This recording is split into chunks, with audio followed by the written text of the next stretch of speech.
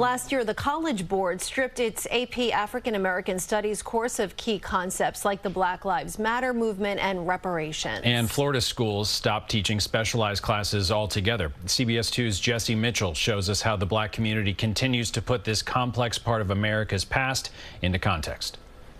The first black church established in the state of New York, Mother AME Zion, still stands strong along a quiet street in Harlem, home to an incomparable history. We are still here 227 years later. So that seems to tell me that we still have a mission that God has for us. Since 1796, Mother AME served as a sanctuary for enslaved Africans escaping through the Underground Railroad and boasted members like Harriet Tubman and Frederick Douglass. Teacher Chloe Jones loves sharing her fellow members' stories with her students. The first one was Dabney Montgomery, who was a Tuskegee Airman.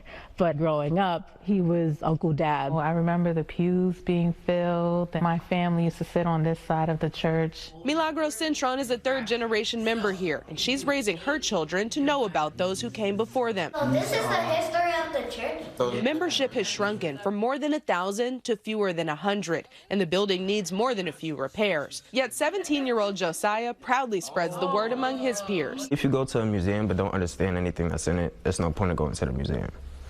I feel like the church is not just a place in its own, but the people surrounded. They're the ones who fought, and it's important.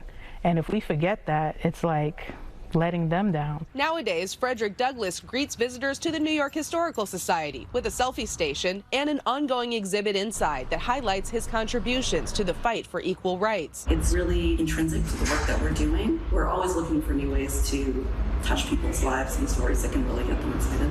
In a hallway above him, a new display reveals the black men behind the world's most famous foot race, the New York City Marathon. Joe Yancey and the New York Pioneer Club helped establish the first AAU track team in Harlem in 1942. His trainee, Ted Corbett, became the first black man to run an Olympic marathon 10 years later. It wasn't until 1970 that Corbett's Roadrunners Club created the city's first marathon, and Corbett designed the path that touches all 5 boroughs, still in use today. Public schools have an important role giving children a solid foundation in American history, and museums, because we're using objects, we relate to people in a totally different way. Tangible artifacts help impact understanding. W.E.B. Du Bois wrote the science fiction short story The Comet in 1920. Today, artist Tim Fielder is turning it into a graphic novel. The NAACP founder delved into what would become Afrofuturism, imagining the tale of a black man alone in an apocalypse with a white woman, forcing a racial reckoning. It's a challenge. We have to go through a breakdown period of the script,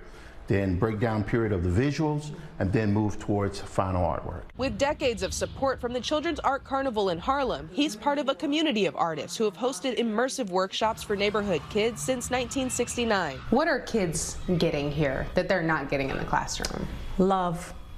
And I'm saying that as a career educator. The message was, you're safe here. You're welcome here. This is a happy place. This is a creative place. Fielder's previous comic, The Graphic History of Hip Hop, has been distributed throughout New York City public schools as a supplemental education tool, and he hopes for similar support on this project. He already has the blessing of Du Bois's descendants. I'm proud of doing this, and I'm proud of adding this project to my own bibliography, but to the lexicon of Afrofuturism. Sparking a conversation among a younger generation. Once upon a time, people of my skin color didn't have the opportunity to learn, and I'm gonna take advantage of this time to fight those odds.